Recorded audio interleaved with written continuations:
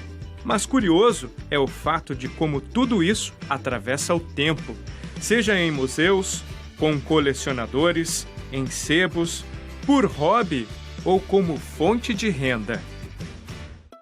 Nós ficamos sabendo que aqui em Taubaté, no interior de São Paulo, existe este espaço aqui.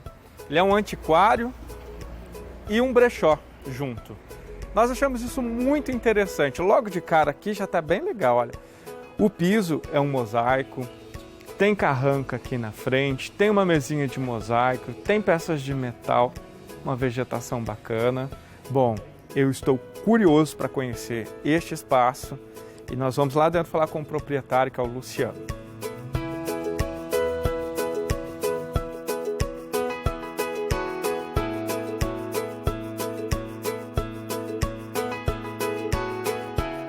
Eu vim de um comércio, né, um pouco desgastado, um outro ramo muito ativo, né, e sempre apreciei um pouco de arte, né, e eu percebi, né, que a princípio eu pensava em montar um brechó.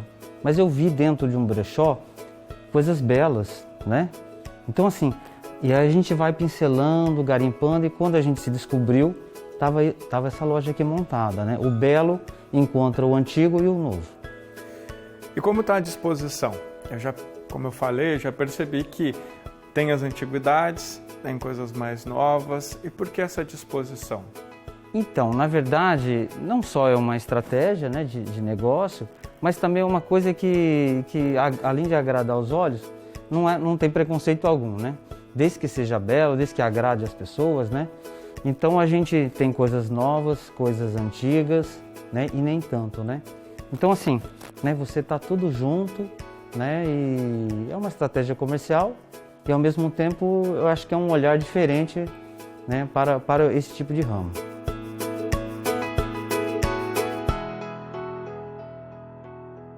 Entre uma peça e outra, o Luciano nos contou como é interessante conseguir as antiguidades. Essa é a parte talvez seja mais divertida da situação, né? A gente nunca sabe o que vai aparecer da porta para dentro, né?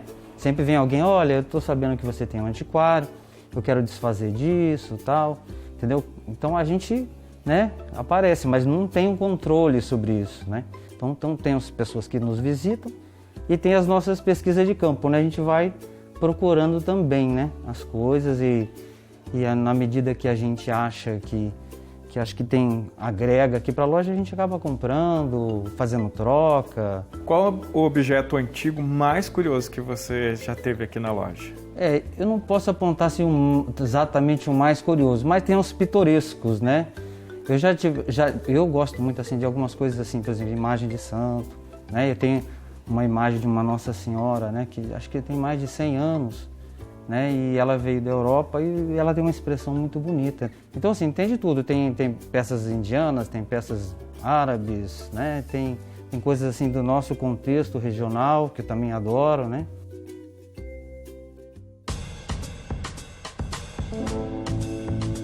Veja só aqui, né, que a gente guarda com carinho, um cadeado, né? São os cadeados do tempo dos escravos, né? Então aqui, olha só aqui. Que peça pitoresca, né? Quem gosta dessas coisas assim antigas, tem esse capacete que foi da Segunda Guerra, né? Exatamente. E ainda tem um certo fundo verde aqui. Isso, a gente procura preservar, porque aqui, no caso, é uma história, né? Alguém esteve aqui nesse lugar aqui, sim, né? Diante dessa realidade, entendeu? Alguém trouxe para você isso ou você achou? Não, uma pessoa me trouxe, né? Quer dizer, a pessoa também trabalha com antiguidade, né? Sim.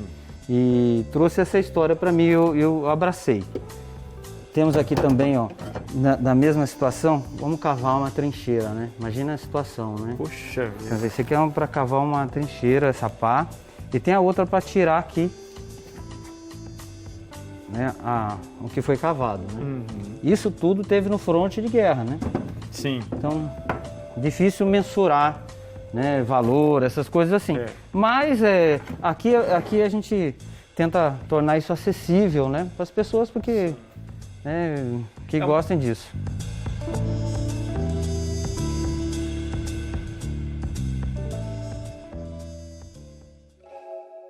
Maria Aparecida Papali é doutora em História Social. Nos recebeu na Universidade do Vale do Paraíba e falou da importância que os objetos têm para a preservação da nossa história. A história hoje, já há algum tempo, né, ela trabalha com tudo quanto é tipo de vestígio que uma sociedade deixou. Então nós não trabalhamos só mais com o documento escrito. O documento escrito é um tipo de fonte, mas nós trabalhamos também com cultura material. A história utiliza, né, de cultura material dos vestígios deixados por uma determinada sociedade. Então, no antiquário, por exemplo, ele vai ter o quê? Ele vai ter móveis, ele vai ter artefatos, ele vai ter espelho, ele vai ter lustre, ele vai ter... E esses artefatos, esses móveis, eles vão ter sido confeccionados em uma determinada época. É isso que interessa para nós. Porque para a história, o que é fonte primária?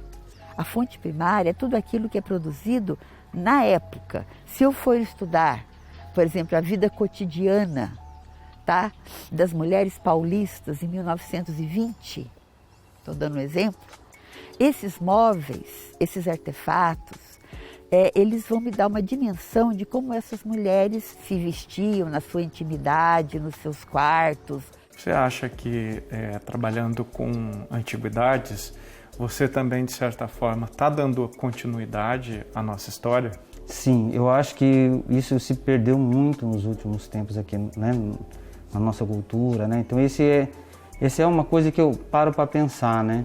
A gente não pode fazer um mundo novo, né, partindo do hoje. Eu acho que a gente tem que somar o antigo e o novo, né? E aí perpetuar, né? Porque assim a gente vai dar sentido à vida isso, né? Quando as pessoas vêm aqui e olham por alguma coisa que lembra o passado, ou a sua vida, né? Quer dizer, resgata isso, né? Isso aí dá sentido à vida.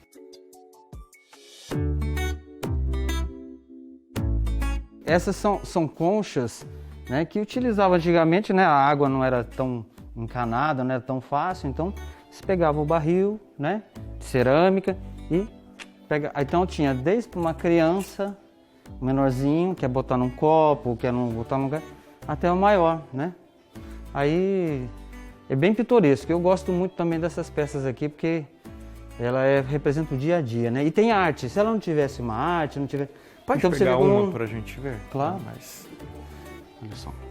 Olha só, gente, aqui todo o trabalho. Que metal é esse? Então esse é latão. Latão mesmo. Isso. A antiguidade tem muito latão e bronze. Bom, eu tenho uma antiguidade na minha casa, mas eu não quero me desfazer de forma que ela se perca no tempo. Aí eu trago aqui para você.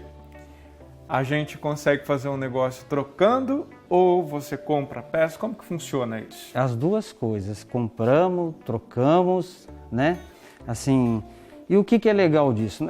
Não é fato assim, eu vou desfazer, eu vou doar para alguém. De repente aquela doação, a pessoa talvez às vezes não cuida bem.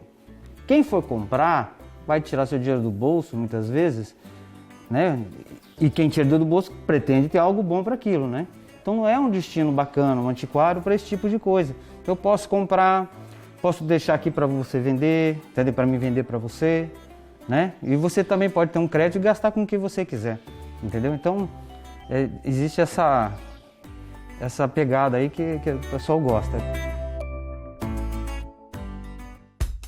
Luciano encontrou no antiquário a felicidade e uma forma de se manter financeiramente. Já na capital São Paulo, conhecemos uma empresa que faz curadoria e monta exposições de objetos antigos.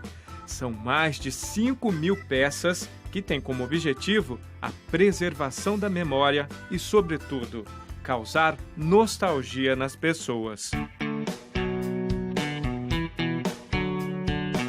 Como começou essa coleção, Patrícia? Então, a coleção começou com os rádios antigos e eu ganhei um rádio antigo da minha avó e esse rádio se perdeu no tempo. Aí fiquei com esse negócio na cabeça, como que era mesmo um rádio. Aí comecei a comprar, a coleção virou 130, 140 rádios antigos.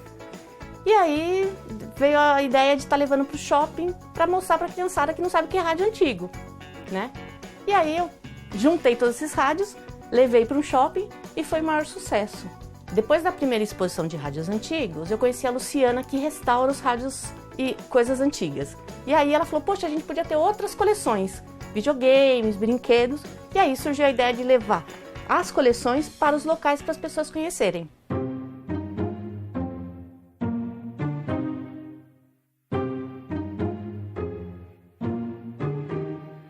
Tô vendo que é tudo muito limpo, embalado, tem plástico, tudo muito bem protegido. Dá trabalho? Bastante trabalho.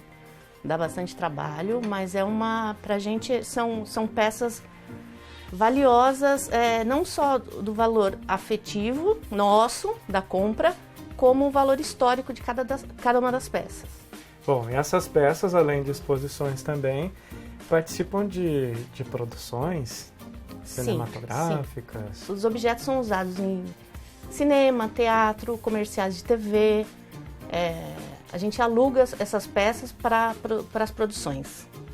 Você pensou um dia, quando começou a colecionar os rádios lá, que um dia isso viria a ser o seu trabalho, o seu ganha-pão? De maneira alguma, de maneira alguma. Nunca imaginei que ia ter essa dimensão que tem hoje, esse valor histórico, né? E sentimental, porque o bacana é isso, né? A pessoa chegar aqui e falar, nossa, eu lembro disso, nossa, que legal, eu tive quando eu era criança, isso é impagável. Né? Esse valor emocional, emotivo é muito legal.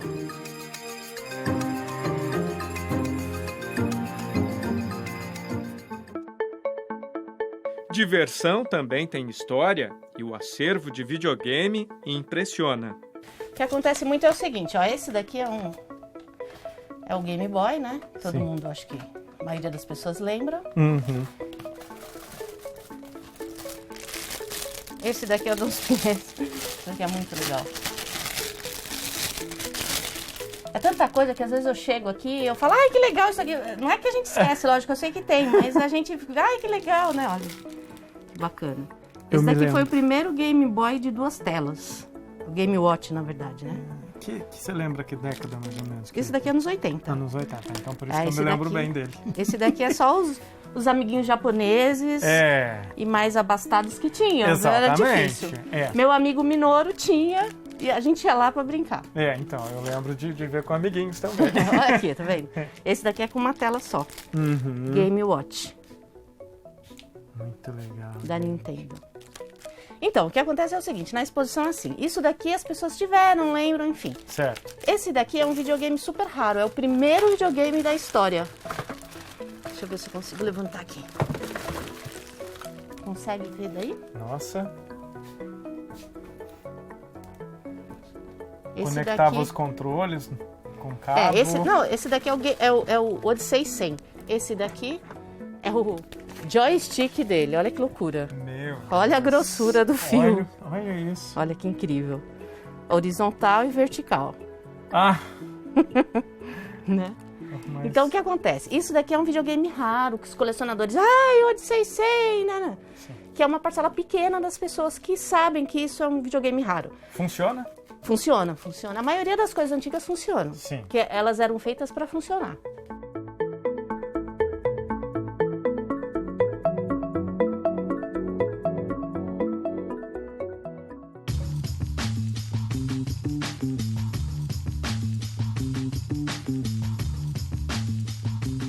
Mas você se considera colecionadora? Ah, é difícil? Acho que não. Não. É difícil, porque se alguém fala assim, você vende? Não, não vendo. Né? Então mas a não gente vende. fica...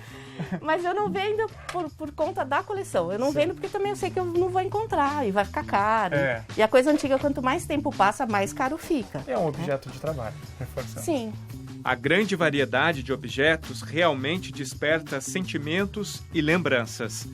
Os inúmeros brinquedos, utensílios de cozinha, bonecos e bonecas que marcaram gerações e também um macacão que foi usado e está autografado pela cantora Rita Lee. O bacana de você buscar, de você encontrar relíquias e buscar antiguidades assim dessa caça, é que às vezes encontra algumas coisas que inesperadas, né? A gente foi num antiquário, num sebo de discos, e dentro de uma capa de disco nós encontramos esse disquinho da Elis autografado. Tem noção? Um disco autografado por Elis Regina. Foi um achado, assim, a gente comprou. Nós compramos vários discos, até compramos por causa desse autógrafo do Ray Conniff. E aí compramos vários discos juntos, chegamos aqui, tudo, né? Tem que limpar, tem que lavar direitinho, se tiver que colocar em saquinho, tudo. Sim. Abrimos o disco, estava com esse disco guardado. Então a pessoa deve ter guardado e se desfizeram e não viram, né? Não sei.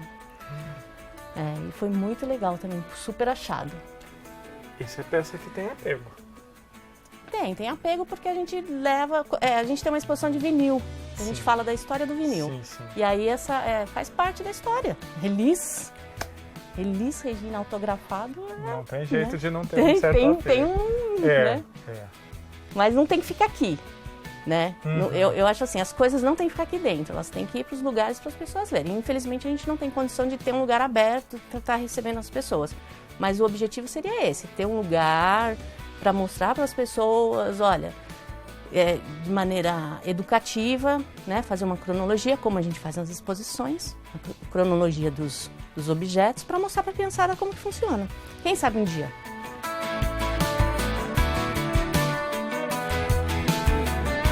Tudo isso daqui não é meu, tudo isso daqui a gente tem que compartilhar. Vai ficar, né?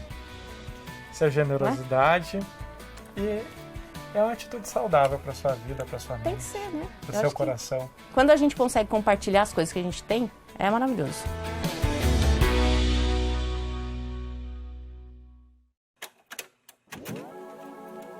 No próximo bloco, vamos conhecer alguns colecionadores de objetos antigos.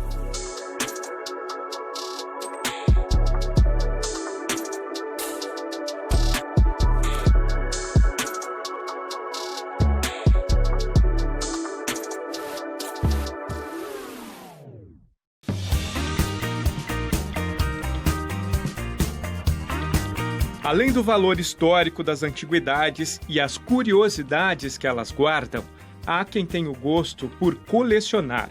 E agora iremos conhecer 3 deles: Cassimiro, José Maurício e Edson, colecionadores de segmentos muito diferentes. Então vamos começar com o Cassimiro.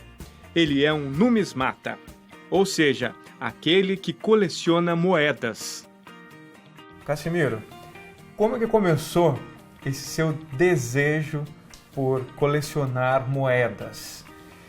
Você já pensava em ser um numismata ou no início era apenas colecionar? No início é sempre colecionar. A gente acho que vem algo de criança, a gente tem aquela fascinação pelo dinheiro em si, pelo próprio valor monetário que ele tem, e depois você começa a se prender nas particularidades, vê que tem variações entre eles. Então isso foi algo, no começo a gente chama, um ajuntador, estava juntando curiosamente, né? Aí depois, com o tempo, vendo que tem muitas variações, que ele trazia aspectos da história, da política, da geografia, das regiões, do país, não só do Brasil como de outros países, aí me atinou isso aí, eu acabei indo para o ramo da numismática, me aprofundando, estudando e me tornando numismata.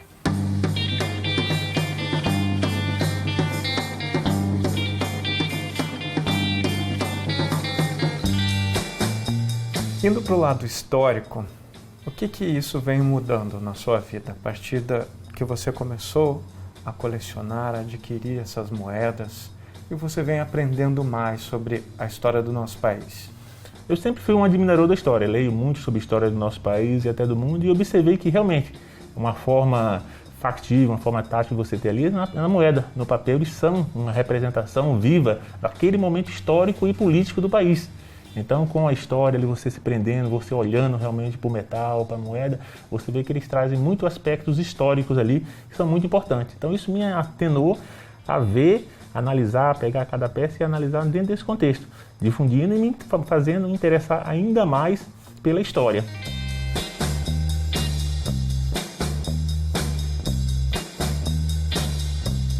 Eu acho que essas pessoas têm uma contribuição muito grande para a história.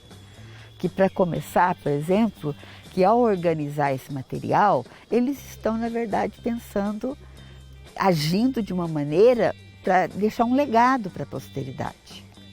Seja em selos, seja em moedas, seja em qualquer outro tipo de revistas, seja em qualquer tipo de material.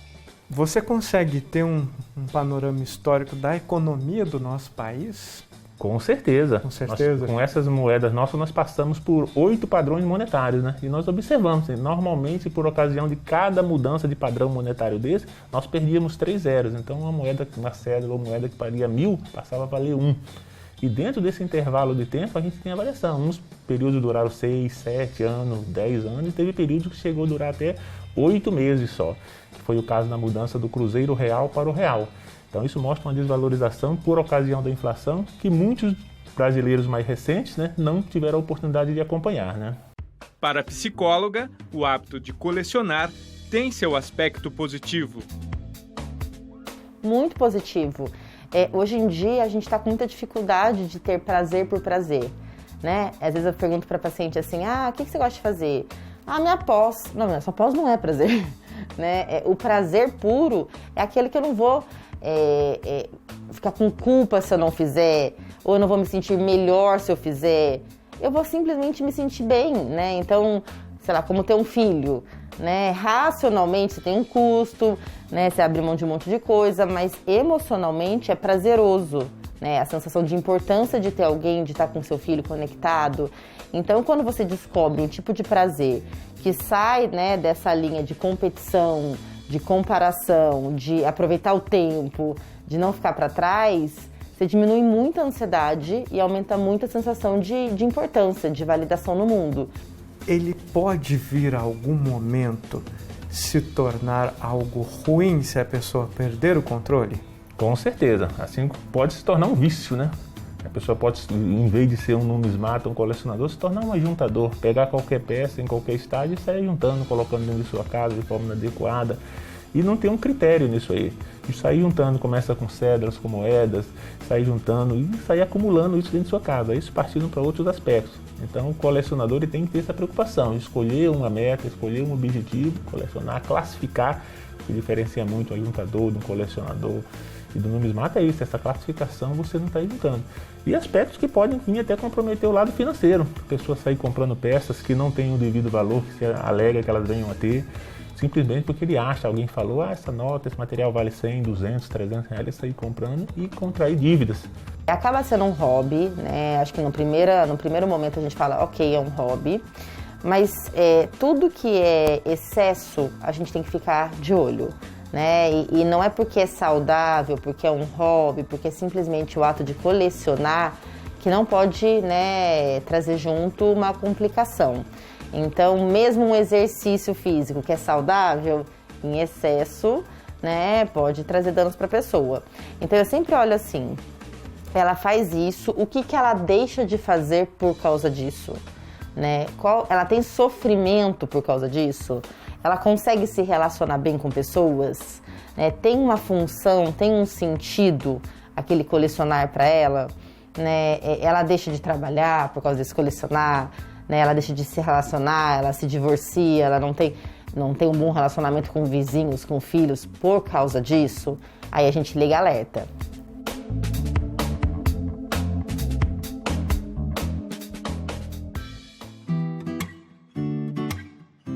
Da numismática, partimos para a filatelia, ou seja, o gosto por colecionar selos. Olha, o ato de colecionar, que muita gente fala que é juntar selos, é uma coisa diferente. Juntar selos é uma coisa, colecionar outra, certo? Eu comecei mesmo lá pelos meus 15, 16 anos, que daí já dava para entender o que era uma coleção de selos. Antes eu apenas juntava, certo? Tudo que eu via de selo eu guardava. Daí, através das revistas, porque já tinham revistas naquela época, em 57, 53, já tinham revistas que tinham colunas especializadas na filatelia. Então, daí que eu vi que é possível colecionar, e é possível colecionar de uma maneira, vamos dizer assim, cuidadosa, organizada.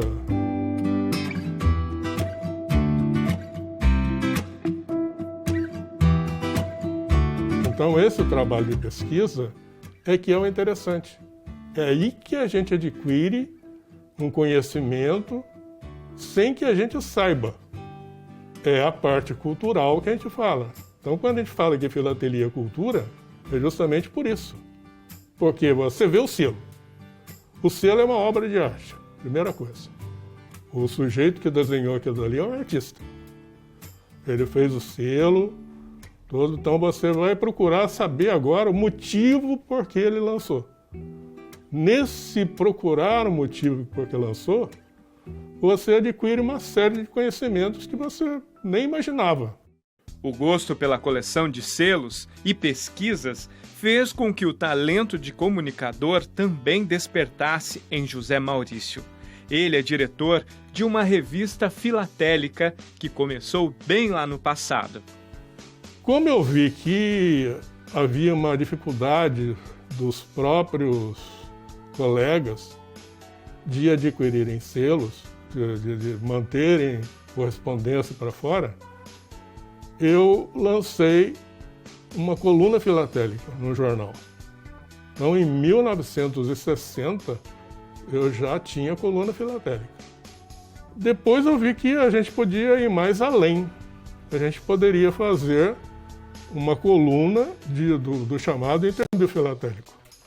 Daí que eu lancei o Filacap. Só que o Filacap já foi lançado em 1975, em janeiro de 75. Ele nasceu como um simples jornal. Hoje é uma revista. Hoje é uma revista. Mas ele, nesse tempo todo, ele adquiriu diversos formatos. Já foi pequeno, já foi grande, voltou no tamanho, agora está nesse tamanho de revista.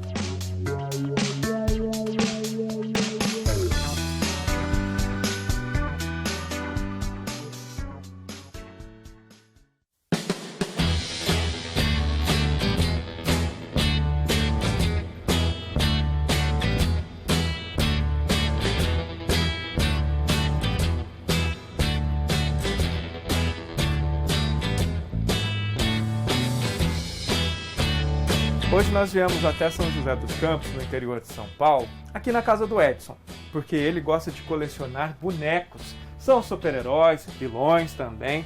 E olha, só pelo que a gente já consegue dar uma olhadinha aqui, são inúmeros. Edson, quantos bonequinhos mais ou menos você já tem aqui? Aqui eu tenho quase uns 2.000 aqui. Quase 2.000. É, mas eu tenho mais guardados em caixas, estocados que não deu para colocar ainda, estou colocando aos poucos. Uau, é muito legal. E aqui tá uma memória afetiva. É, tem muita coisa de criança mesmo aqui assim. Bonecos que eu não tinha quando eu era criança, não tinha condição de ter, aí consegui depois. E quando começou essa sua vontade de colecionar? Ó, desde criança eu sempre guardei meus brinquedos. Tem alguns pouco usados, bem usados que eu usava bastante, mas eu sempre guardava. Aí depois, faz uns 8 anos que eu comecei mesmo a pegar a coleção, firmar mesmo, correr atrás dos bonecos, pegar Mercado Livre, feiras, tudo, para conseguir.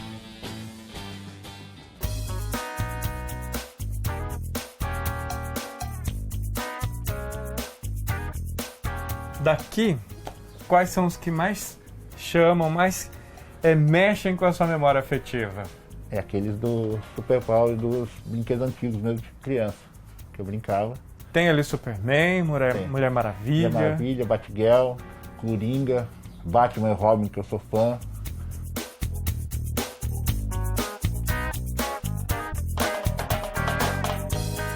Vou mostrar aqui pro pessoal de casa um boneco que você tenha, que seja de uma série bem antiga, que de repente uma nova geração não conheça. Qual que você teria aqui acessível pra gente? Quem é este moço? Vamos ver se tirando o chapéu. Nada. É o Kojak? Ah, já é mais do meu tempo. Mas eu falei, mas tirando o chapéu a gente reconhece. O Kojak era um investigador, não era isso? Um detetive, né? Detetive político. Tem aqui o Homem de 6 milhões de dólares e a Mulher Biônica. Os Thunderbirds. Do Planeta dos Macacos, Falcon. Tem da série do Batman antigo, dos anos 60. Que esse aí tá faltando a Mulher Gato. Tem que correr atrás dessa... Tá buscando a Mulher Gato buscando. aí dessa coleção, dessa série. É.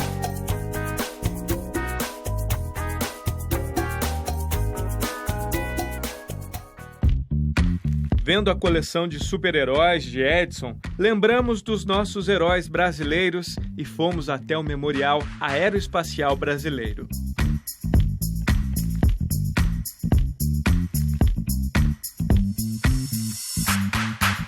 A gente idealizou esse espaço para resgatar a história da ciência e tecnologia desenvolvida no Departamento de Ciência e Tecnologia Aeroespacial. O ambiente a gente é dividido em defesa, espaço, ensino, aeronáutica e pesquisas associadas. Na primeira parte da exposição, encontramos a área de defesa com mísseis de tecnologia mais antigas. Mas também mais à frente, encontramos várias maquetes de aeronaves e foguetes que são de uso das Forças Armadas. Há também outros projetos interessantes. Esse veículo foi desenvolvido para participar de uma competição na Austrália. À época, estavam sendo desenvolvidas essas células fotovoltaicas. Isso capta a energia do Sol, transforma isso em energia elétrica. Hoje, os satélites usam esses painéis para captar energia e ele funcionar no espaço. Especificamente, esse carro aqui participou lá na Austrália. E na categoria dele, ele chegou em segundo lugar. Se você reparar, as equipes que participaram são só de ponta. E nós desenvolvemos um veículo com tecnologia nacional, com células fotovoltaicas desenvolvida aqui no Departamento de Ciência e Tecnologia Espacial e chegou em segundo lugar.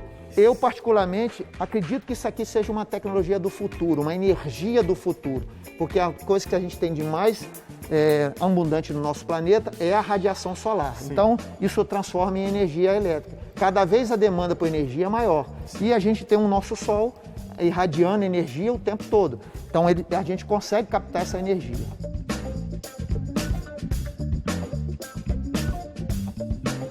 Entra uma pessoa aí? Sim.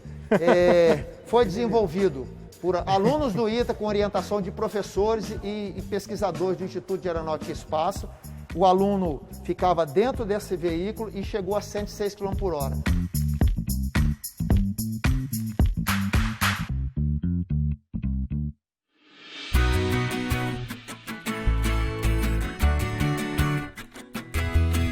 Eu considero essa peça mais importante do nosso acervo. Por quê? Essa aeronave foi desenvolvida na década de 60. Voou em 1968. Esse é um dos primeiros protótipos do avião Bandeirante. Aliás, foram construídos 3 protótipos. O 01, o 02 e o 03. O 01 está exposto no Musal, no Rio de Janeiro. O 02 é essa aeronave. E o 03 está exposto na nossa Praça Santos Dumont, aqui em São José dos Campos. Através desses 3 protótipos, evoluiu-se para a Embraer. E dentro do nosso Instituto de Pesquisa e Desenvolvimento, o IPD à época, foi desenvolvido, disso originou a nossa Embraer, que hoje é considerada a 3ª maior fábrica de aviões comerciais do mundo.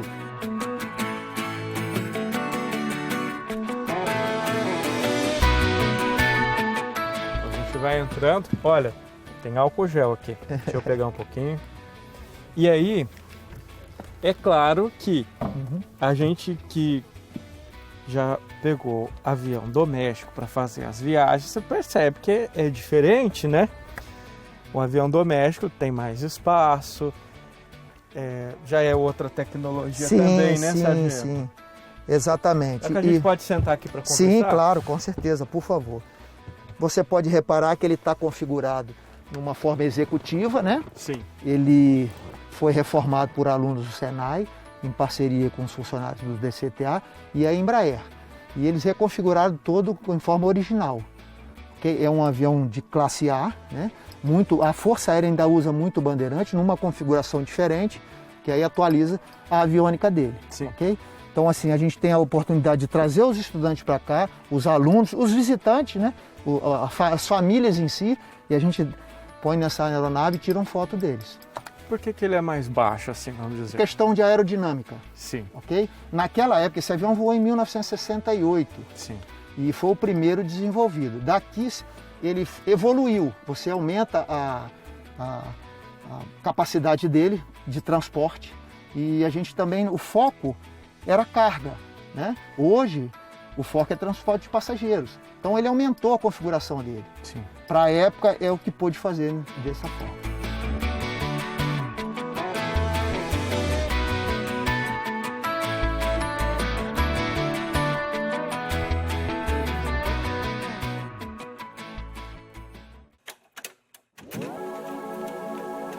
No próximo bloco, vamos conhecer um sebo de 50 anos na capital São Paulo e um outro, um tanto mais jovem, no interior.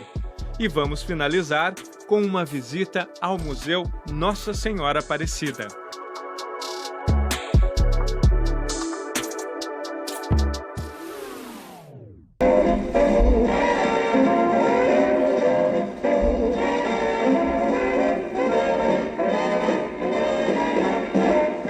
O toca-discos é da década de 50.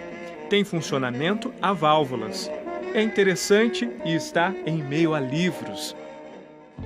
Isso porque ele é propriedade de seu Messias, um senhor de 80 anos, mas que há 50 é dono de um grande sebo na capital São Paulo. Ele é mineiro e há muitos anos veio tentar a vida na capital paulista. Ele conta que foi garçom e depois se interessou pelos livros, se tornou vendedor e logo percebeu que o sebo poderia ser um bom negócio. E aí resolvi alugar uma salinha aqui na Praça João Mendes, onde eu estou há 50 anos. Salinha essa que ia trazendo os livros para as pessoas e a maioria às vezes não comprava e eu levava o livro de volta. Em vez de eu levar para casa do meu cunhado, que era um pouquinho longe, eu deixava aqui nessa salinha. E assim foi aumentando, 2 salinhas, 3 salinhas, 4, e assim foi o andar todo. No decorrer do tempo, o segundo andar desocupou, eu abri uma escada, coloquei uma escada até o segundo andar. O terceiro andar desocupou, eu fui até o terceiro andar. O quarto andar desocupou, eu fui até o quarto andar. Nisso, com o tempo, já fui comprando várias outras bibliotecas, né? Então, meu nome já ficou tornando conhecido em São Paulo. E assim foi crescendo, crescendo, crescendo. Hoje, esse patrimônio cultural de São Paulo, graças a Deus.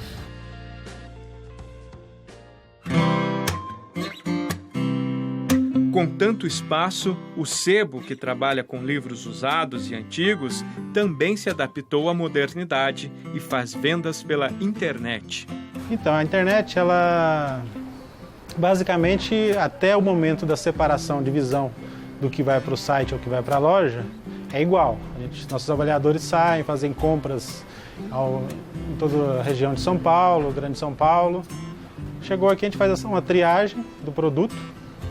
Ele é precificado, depois esse produto desce para o nosso acervo e ele é armazenado por assuntos. Que quando o cliente fizer uma compra, você conseguir identificá-lo rapidamente. Você sabe que se não fosse, com essa pandemia, se não fosse o meu site, infelizmente, as portas já estariam fechadas.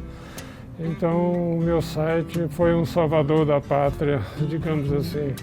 Tudo é muito bem dividido, os livros da loja física e os livros da loja virtual. Tudo organizado, para que mesmo os mais antigos cheguem em bom estado até as mãos dos clientes. Então eu tenho livros usados de todas as áreas, e tem livros raros também, lógico. Qual desses raros o senhor destaca? O senhor se recorda de algum para destacar para a gente? Olha, muita coisa sobre a história do Brasil.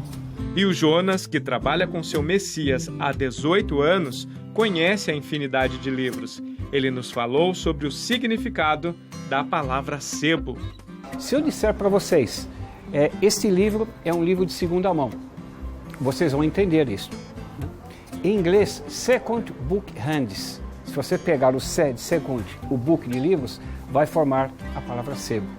Então, talvez, aí vem a origem, e talvez esses analistas se apoiam nisso, a corte de Dom João VI, quando veio para o Brasil, isso em 1808, importou esta frase, second book hands, da Europa.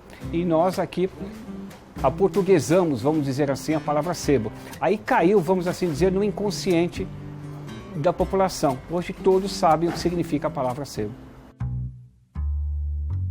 Da capital São Paulo, vamos dar um pulo no interior, mais precisamente em Taubaté. Lá nós conhecemos a jovem Amanda, que também tem um sebo, mais recente e menor que o sebo do seu Messias, mas tão importante quanto. Esse sebo ele nasceu em 2015, eu tinha tido filho e queria voltar para o mercado de trabalho. E aí, como toda a minha família tem sebo, a gente resolveu abrir aqui em Taubaté, que era uma cidade que não tinha muitos sebos. E aí a gente achou que era uma boa investida. Amanda tem tudo sob controle. Afinal, para um sebo, organização é primordial. Todos os livros são catalogados, separados, limpos, higienizados com álcool. Aí eles vão para cadastro, são todos cadastrados e aí vem para a loja.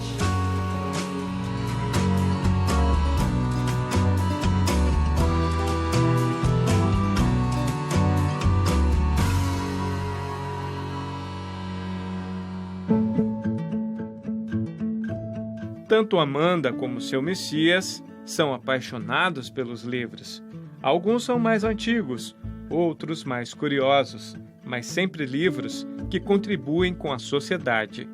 Além de trazer as primeiras edições, que são coisas muito raras, de você tocar um livro que realmente foi, que o autor tocou, tem toda essa história, e também acessível para todas as idades. O sebo tem essa facilidade de mandar pelo correio, que às vezes as grandes livrarias não fazem. Então, a gente manda livro para o Tocantins, para o Amapá, para aldeias que a gente nem imagina, mas o livro chega lá. E por causa do preço, né?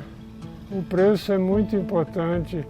Se um livro custa R$40 nas livrarias de livros novos, esse livro aqui na minha livraria, por volta de R$15 a R$20. Para o historiador, se você tem, por exemplo, um livro, né, que foi produzido originalmente lá na década de 10, na década de 20, ele tem um valor diferenciado, porque ele traz consigo características, mesmo que ele seja o mesmo livro que é reimpresso várias vezes, aquela primeira edição, aquele primeiro volume, ele tem valor histórico.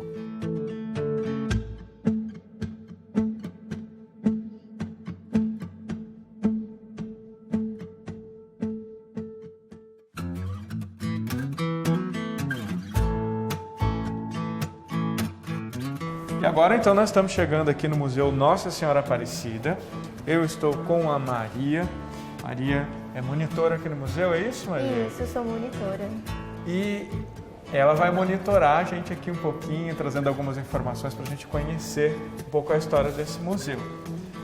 É um espaço muito importante para história, tanto da devoção mariana quanto de outros aspectos, não é, Maria? Isso mesmo. O museu ele tem uma grande importância histórica, tanto da história de devoção à Nossa Senhora Aparecida, mas também, né, da história da cidade de Aparecida.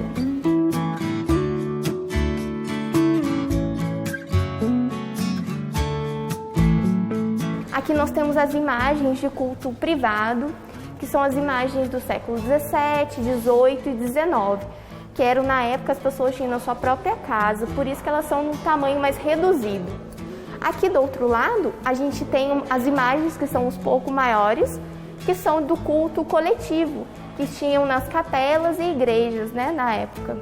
Maria, eu estou percebendo que sempre tem uma espécie de um termômetro. O que seria? Exatamente, tem que ter uma temperatura adequada para a preservação das peças? Exatamente. Esse termômetro, ele controla tanto a temperatura quanto a umidade. Então, a todo momento, né, 4 vezes ao dia, nós anotamos a temperatura e a umidade para a gente ter um controle de como que tá, para ver se precisa fazer algum reajuste, né, no umidificador ou no ar-condicionado.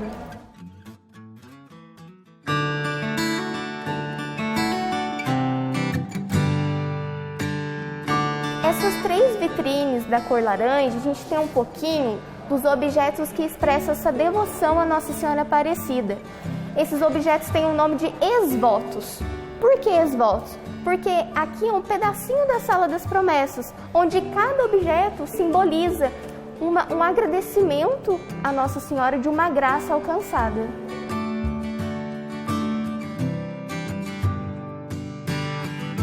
Aqui onde a gente está adentrando agora é a exposição Santa Gertrudes.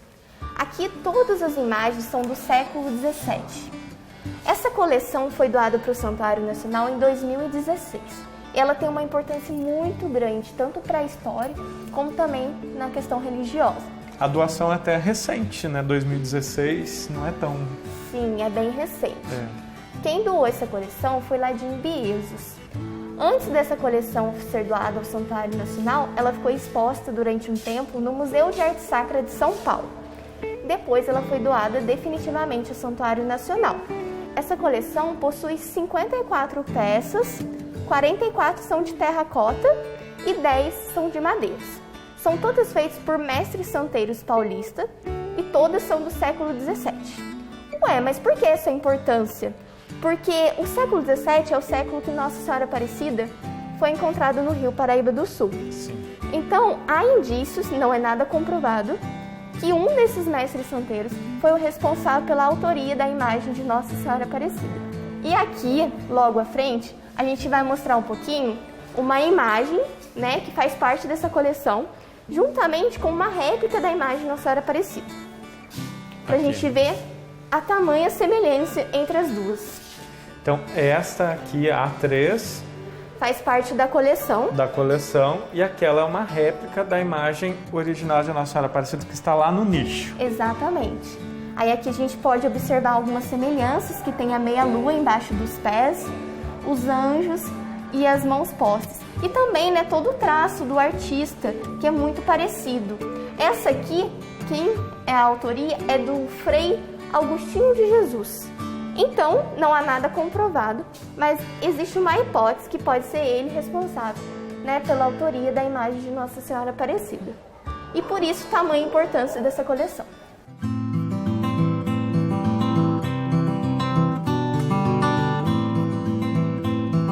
Chegando aqui no primeiro andar para a gente conhecer um pouco mais da história do Museu Nossa Senhora Aparecida. E, gente, que interessante ver essas peças antigas e com tanta história, Maria. O que a gente já encontra logo aqui? De início, né, uma das peças que são assim muito procuradas pelos devotos é a imagem réplica de Nossa Senhora Aparecida, para ver de pertinho, né, esses detalhes da imagem. E também nós temos ao lado a réplica da coroa que a princesa Isabel doou a Nossa Senhora. Essa doação, né, ela ocorreu em 1888. Porém, Nossa Senhora só foi coroada em 1904. E aqui a gente também tem um manto que foi utilizado no dia da sua coroação.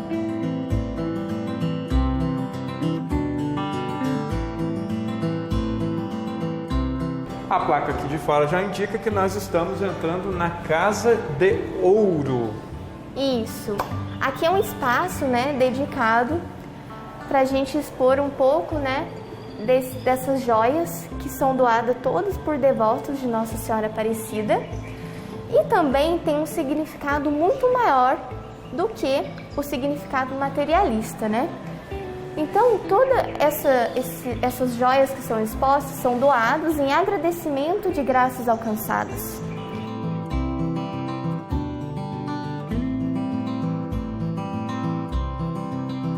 O Museu Nossa Senhora Aparecida resguarda a história da cidade, mas, sobretudo, da fé e devoção do povo brasileiro.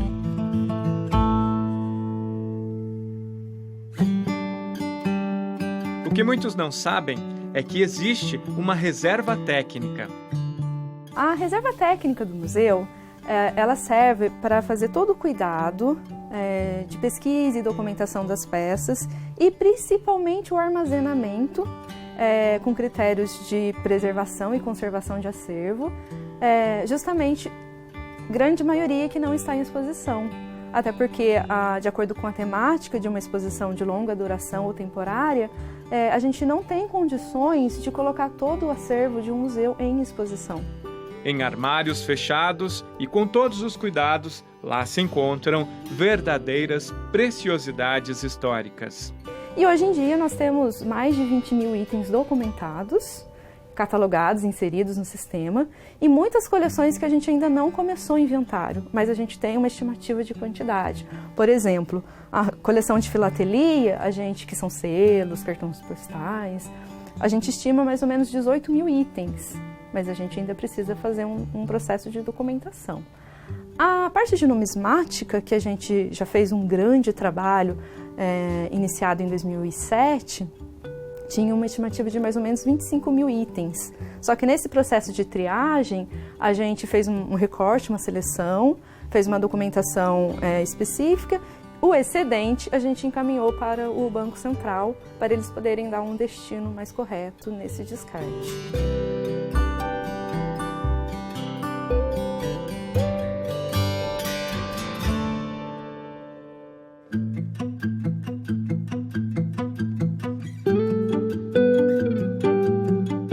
Para a gente é um grande privilégio, né? Primeiro porque foi um trabalho que começou há muitos anos atrás por uma pessoa muito devota de Nossa Senhora. A grande maioria do nosso acervo é voltado à devoção a Nossa Senhora. E para a gente que cuida, né, com carinho de tudo isso, é muito importante, porque nós somos já pessoas da área, formadas na área e que têm atenção especial a esse tipo de coleção. Os objetos antigos são preciosidades históricas, testemunhos de uma época que já não existe mais.